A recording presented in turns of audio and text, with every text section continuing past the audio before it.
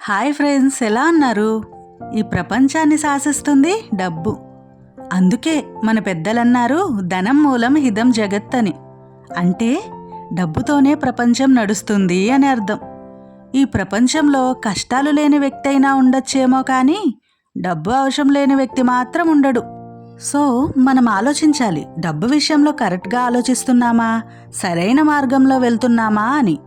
ఎందుకు మనం ఈ విషయం గురించి ఆలోచించాలంటే, మనం ఎంతో మందిని చూసాం. చేతిలో రూపాయి లేని వ్యక్తి కోటీశ్వరుడవ్వడం, అలాగే కోటీశ్వరుడు నష్టాల వల్ల పేదవాడవడం. డబ్బును సంపాదించడమే కష్టం అనుకుంటే, దాన్ని పోగొట్టుకోకుండా దాచుకోవడం ఇంకా కష్టం. అందుకే డబ్బు గురించి మనం అర్థం చేసుకోవాలి. డబ్బుకు సంబంధించిన సైకాలజీ గురించి తెలుసుకోవాలి. డబ్బు కావాలి అంటే సంపాదించడంతో పాటు ఎలా ఖర్చు చేయాలి, ఎలా సేవ్ చేయాలి అనే విషయాలను గురించి మనం తెలుసుకోవాలి. మీకు ఇది క్లియర్గా అర్థం అవడానికి ఒక చిన్న స్టోరీ చెప్తా. ఒక పెయింటర్ ఉన్నాడు. తను బోర్డ్స్కి నేమ్స్ రాసేవాడు. ఒకరోజు ఆ పెయింటర్ దగ్గరికి ఒక ధనవంతుడు వచ్చి తన కంపెనీ కోసం బోర్డ్స్ రెడీ చేయాలి అని అడిగాడు. రేపటికి రెడీ చేసి ఇస్తాను అని చెప్పాడు పెయింటర్. నెక్స్ట్ డే ఆ ధనవంతుడు రెడీ అయిందా అని వచ్చి అడిగితే రెడీ కాలేదు అని చెప్తాడు పెయింటర్. రేపు చేసి నేను ఇస్తా, కానీ మీరు ఎలా ధనవంతులయ్యారు నాకు చెప్పండి అని అడుగుతాడు.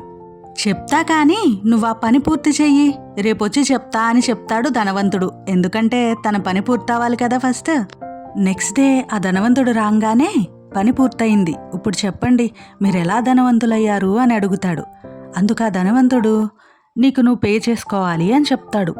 ఆ పెయింటర్కి ఏం అర్థం కాదు. అందుకు ఆ ధనవంతుడు, నువ్వు ఒక సెలూన్కి వెళ్తావు, అక్కడ కటింగ్ అయిన తర్వాత పే చేస్తావా ఊరికే వస్తావా అని అడుగుతాడు. పే చేస్తాను అంటాడు పెయింటర్. నెక్స్ట్ ఒక మార్కెట్కి వెళ్తావు, అక్కడ కూరగాయలు తీసుకొని పే చేస్తావా అలానే వచ్చేస్తావా అని అడుగుతాడు. పెయింటర్ చెప్తాడు పే చేస్తా అని. సేమ్ అలానే నీకోసం కూడా నువ్వు పే చేసుకోవాలి. నువ్వు పడే కష్టానికి నీకంటూ కొంత పక్కన పెట్టుకోవాలి. రూపాయి తీసి దాయాలి. డైలీ మంత్లీ నువ్వు సంపాదించే దాంట్లో 10% తీసి పక్కన పెట్టాలి. అలా చెప్పి ఆ ధనవంతుడు అక్కడి నుంచి వెళ్ళిపోతాడు. ఆ పెయింటర్ ధనవంతుడు చెప్పినట్లే అలానే రూపాయి దాస్తూ ఉంటాడు. కొంతకాలానికి ఆ ధనవంతుడు తిరిగొచ్చి డబ్బేం చేశావు అని అడుగుతాడు. అందుకు ఆ పెయింటర్, నా ఫ్రెండ్ ఒకతను ఫారెన్ వెళ్తుంటే డైమండ్స్ తీసుకురామని ఇచ్చాను అని చెప్తాడు. అందుకు ధనవంతుడు, నీ ఫ్రెండ్ ఏం చేస్తాడు అని అడుగుతాడు. తను ఒక రోజువారీ కూలీ అని చెప్తాడు. అందుకు, నీ డబ్బులు పోయినట్టే, ఇంకా ఆశపడకు, నువ్వు ఏ బిజినెస్ చేయాలన్నా ఎక్స్పీరియన్స్ ఉన్న పర్సన్తో కనుక్కొని చేయాలి అని చెప్తాడు. ధనవంతుడు చెప్పినట్లే అన్నీ ఫేక్ డైమండ్స్ అని తెలుస్తాయి. పెయింటర్ చాలా ఫీల్ అవుతాడు. అయినా సేవింగ్స్ ఇంకా చేస్తాడు. ఈసారి ధనవంతుడు 2 సంవత్సరాల గ్యాప్ ఇచ్చి వస్తాడు. వచ్చి ఏమైంది అని అడుగుతాడు. అందుకు పెయింటర్, ఈసారి నేను తెలివిగా చేశాను. మొత్తం నా మనీ అంతా కొత్త బట్టలు కొన్నాను, ఒక గుర్రాన్ని కూడా కొన్నాను, ఇంకా చాలా వస్తువులు కొన్నాను, ఇంకా చాలా కొంటాను అని చెప్తాడు. అందుకు ఆ ధనవంతుడు, మనం ఒక 8 months కూర్చున్నా కానీ మనీ వచ్చినప్పుడు ఇలాంటి వస్తువులన్నీ తీసుకోవాలి.